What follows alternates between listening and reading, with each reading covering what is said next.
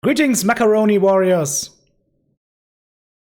Greetings, mech warriors! Hello, ladies and gentlemen, this is TTB speaking. Welcome back to German Mechgineering. And today, guys, we're playing the Annihilator 2A. And of course, we're carrying, as always, the nuke with us, as well as double chainsaws for extra melee damage. And of course, we are carrying with us extra Daka, some Raka Daka, and some Ultra AC Daka. I thought to myself, let's take that Cyclops build that we did a few months ago with racks and UAC-10s and make this a little bit bigger. Let's annihilatify it a little bit, and this is what I came up with. It's a light engine 300 base, just one double heatsink in there because we need some space for the other stuff, endo steel. And then we put in 3 rotary AC2s and double UAC-10s. Then we have 1, 2, 3, 4 tons of Rack 2 ammo, and the rest is just 3.5 tons of UAC-10 ammo. So, as you can see, this thing doesn't have very much ammo with it, but if you manage to go through all that ammo, you are gonna be around 1300-ish damage, so don't worry guys, it's enough ammo to get the job done, and if you're too worried, then you can think about maybe downsizing the engine a little bit, and then if you downsize the engine to like a 250, for example, you can remove endo steel and you can change some things around. But for me, I found out this build, for what it's supposed to do, it works. You also have to remove a little bit of armor on the arms as well as on the legs in order to be able to fit all of that. Okay, let's go have a look at the skill tree. And by the way, guys, this is a standard Annihilator build, so speed 48 kph, you're not gonna change that much, so this is as fast as you go, but the firepower is pretty amazing. You've got the double tap, 40 damage from the UAC-10s, and then you've got the Rack 2 massive damage over time, so it is quite interesting, but it also gets quite hot. Because it gets quite hot, we're making some changes to the skill tree here. Now we're using, of course, the magazine capacity 1 and 2. We're using enhanced UAC/rack 1 and 2, and some of the heat gen nodes over here in the firepower tree. Full survival tree, of course, we want to make this Annihilator as tanky as possible. Then we go full into operations tree to make sure that we have as much cool run and as much heat containment as possible. Keep this thing cool and keep it cooling a little bit more efficiently. And that leaves us at sensors. And since we don't have any more points left, or not enough points left, guys, this is a build that is susceptible to being lermed, but then again, it's an Annihilator, it's very slow. If you're getting lermed, you're not gonna rush to cover or anything, so yeah, you could debate whether you want to take operations or sensors. I chose to take operations because I know I'm going to take some fire, so I want to make sure I can dish out as much fire as possible in the return. And then last but not least, auxiliary tree, double RD strike with enhanced spotting, and double cool shot with cool shot cooldown. Especially double cool shot with cool shot cooldown is a must-have in this build, guys, because it runs very hot. And that is all about the build. Let's take this beautiful, beautiful hugging machine to a dropship and see how it performs. I'll see you there. Alright guys, here we are on our first map. It is Frozen City Classic. I see an enemy bushwhacker in the top side area here in Charlie 3, trying to take that position and hold that, and of course we are going to dissuade him from doing that. My team right now is a little bit earlier into the match already, has already pushed into the Bravo 4 area and is engaging the enemy assault forces in Bravo 5 and Bravo 4. So, let's see what we can do here. We see an Arctic Wolf in front of us. There is still the bushwhacker to the side here, but he should be dying any second now. 2 kills to 2 right now on the field for both teams. So I'm a little bit late to the party, but I chose to take the other way around. I'm showing this Hellbringer right now that ECM doesn't matter to me. If I see you, I can shoot you. So let's go ahead and, by the way, see that enemy Atlas and his buddies and just dish away a little bit of damage, drop an artillery strike there. Just let them know that they're not welcome, and as you can see, guys, the heat goes up pretty quickly. I'm choosing to do a good old cool shot here right now, and then we keep the fire going onto the next target of opportunity and switch again back to the Atlas. That is the big boy that I'm afraid of, and his buddy, the King Crab. Alright, stop the next artillery strike and fall back a little bit. We are 5 kills over 3 right now, so we are in the lead. There's the enemy Atlas very close to me, which means he will take full damage and full advantage of my pestering and pampering with all those beautiful racks and UACs, and I even went to overheat here, because foolishly I didn't have override engaged. Well, that problem has now been solved. The Atlas is now pushing forward and he's pushing into his own demise. There we go, he's finally dead, and we can go ahead and switch on over to the next target we can find, potentially that Arctic Wolf down here. Yep, give him some fire with our Ultra AC-10s. Now the good thing is if the UX jam, then we still have the rotary AC-2s, and if the rotary AC-2s are overheated and jamming, then we just use the UX to dish out some damage towards the enemy. Now guys, have we been firing much this round? I'd be arguing that we didn't fire much this round at all. We just had a few seconds of firepower on each target. And why am I saying that? Well, we'll see that at the end score. For now, let's go ahead and let that wolfhound have it. Let him know that he's not welcome here. Bada bim, and come on, keep on walking. Yes, beautiful.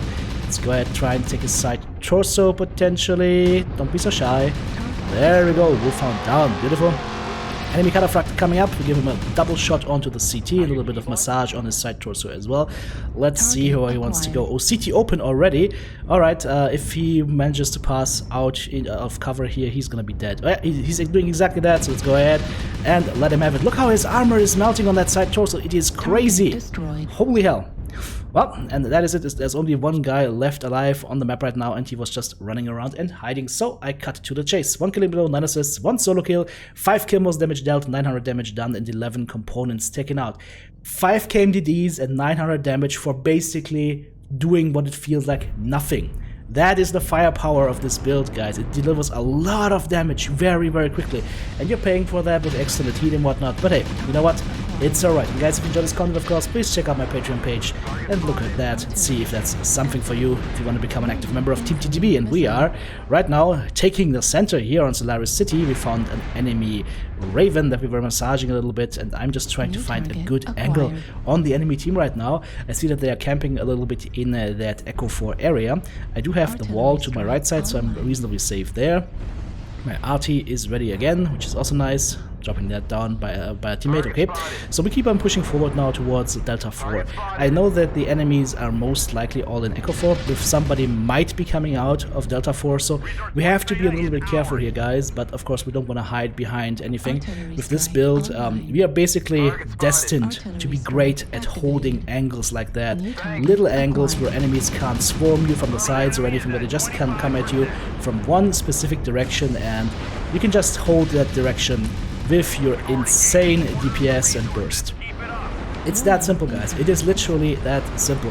And WX-10s, that's nothing to slouch at. If you combine them with the insane firepower of 3 Rack-2s, it is just beautiful to behold and a lot of fun to play. Now, I'm getting a little bit bored here, so let's go ahead and push around the corner. I didn't see any targets. I'm even gonna do another look over there. Nope, there's nothing there. So let's push into the side of Echo 4. Let's try and see if there are some targets that we can find that we can introduce ourselves to, because these racks and these UX, they are primed and ready. They want to say hi, and since my teammate already said hi, why not go around the corner and make it official? Hi, how's it going? This is Dr. Doom speaking. You gotta go, dude. You're just dead. Alright. Now we can go in onto that enemy Vapor Eagle. Unfortunately, can't hit him properly, but that's alright. We just give him a little bit of the good old UX-10 massage and let him go. Let him be on his merry way. We're 4 kills over 1, so this match looks pretty solid already. I'm just gonna keep pushing here. I'm not sure right now whether to turn to the left or to the right. That javelin coming in makes it easy. You wanna dance around behind me? No? Okay. Very good then. Then we can go ahead and do some more damage to the Vapor Eagle. Let's try to get onto this little ledge here and fight some more targets. Yeah, it's really hard to find them, guys. We don't have much info. The team is not very much communicating. So I'm now realizing that they're pushing in from Delta 5. So I need to make a move and get over there as fast as possible. I can't be chasing down squirrels on the sidelines. In fact, I need to be where the action is, because I'm a freaking Annihilator and I can still take some more damage and dish out some more damage. Unfortunately, my King Crab here is walking in the way, so can't deal damage to this particular guy, but that's alright. We have got a Cataphract coming in, a good customer, and he is basically shot to hell. Ouchie, that was painful. Right. Oop, there's my friend from before again. See, I didn't even have to come find him, he actually came to me.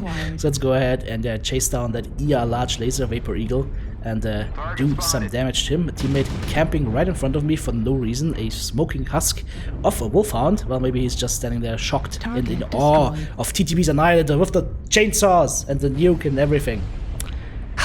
Didn't know I looked that good in this mech. Alright, let's see, we've got another target up front and it's gone. That was anticlimactic. Okay, Let's go around the corner and try and find the Vapor Eagle. He's dead as well, and at this point it's just one mech left alive.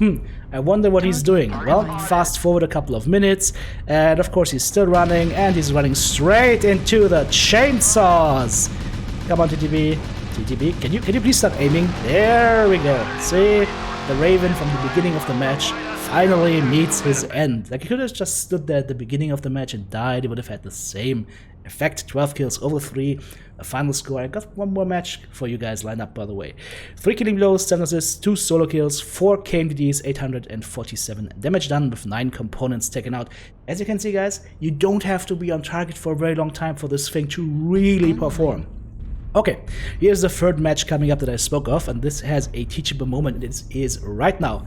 Look at what you're seeing. You're seeing your awesome stepping backwards. There's some laser fire towards him, there's some other fire towards him, and he doesn't want to go there anymore. So, number one, you know the enemy's there. You drop the artillery strike on the ledge. Watch my crosshair and see what happens. 1, 2, 3, 4, 5. The freaking whole enemy team is there. So, you go on a flanking mission. You can only do this if you have a little bit of backup. If you go alone, the enemy lights will chew you up and spit out your parts. So, I've got 2 lights with me and a medium. So, let's go around the corner and see what we can find. We cannot push over the ledge. We are just going to get mowed down. He who pushes first dies against an enemy team that is set up in a concave. You're just getting shot to hell. So, we're pushing in now, and as you can see, the enemy team is sitting exactly where I thought they would be sitting, and now that Incubus is chasing my buddy, but unfortunately he ignored the freaking Annihilator in his back. Oh, speaking about annoying people in somebody's back, you're in my front, buddy. That's not the spot where you want to be in. Oh, and we got an urban mech with a frowny face on, and machine guns, who... Well, guys, there's a name for this behavior. It's called streamer aggro, and it's not a good thing to do because you're just gonna get murdered. Unfortunately, I couldn't shoot him at this point because the only weapon that I have that can shoot down, which is the Run Rack 2 in the arm, that's why it is on weapon group 3, was actually jammed up. But, you know, that is what I had my buddies for. And my lightmates did exactly the right thing. They recognized I am going to be the anchor on this side of the push, so they anchored themselves to me and assisted me. I help them with targets that are chasing them down, and big guys, I tank the damage for them. And if lights are attacking me, they are using that time to support me. So that's some good, sensible team play shown here by my teammates. I didn't even have to say anything, so props to these guys. Okay, speaking about props, let's go ahead and shoot that clay pigeon and his buddies. Oh, that is an enemy executioner. Interesting. I can't really get to him from this point. I think I can just dump a few rounds into him, but mind you guys, these few rounds are still like 80 or 90 damage already, so he's not liking that. In fact, he's actually dead now. Okay, never mind. Pretend I didn't say anything. Let's go ahead and push towards the center, try to do some more damage to that roughneck and show him that he's in a bad spot. And then now we have to cool down. As you can see, this mech runs very, very hot. Do I need to help out with that Arctic Wolf? Maybe. Okay, never mind. The girder says no to my autocannon pellets. Okay, I think now it is time to look towards the center and push up there. We have 8 kills over 4, so things are looking very, very good for us. And I still have reasonably good armor, so I can go ahead and lead the push here. There's the enemy roughneck, he's coming in, and look at how he's melting! Rip! Now we go on to the enemy Atlas. Once again, we just keep on the CT. I'm jamming up a little bit, but it does not matter. Teammates secure the kills while we open up all the armor. Enemy champion in our base for whatever reason. He's red CT. He's lucky actually that didn't kill him, but alright. My teammates are taking him down. And of course, the name of the game today is Light Mechs running around and wasting everybody's time. There he is. He's got no arms, he's got no weapons, he's got no life. And luckily he only wasted my time, not yours, because we can cut that kind of stuff out of here. Alright, let's have a look at the final scoreboard of this video, and if that doesn't earn me a thumbs up for all these cool explanations that I just did, haha, that I don't know. 2 killing blows, 8 assists, 2 solo kills, 3 KDs, 864 damage done, 7 components taken out. Guys, have a great day, enjoy life.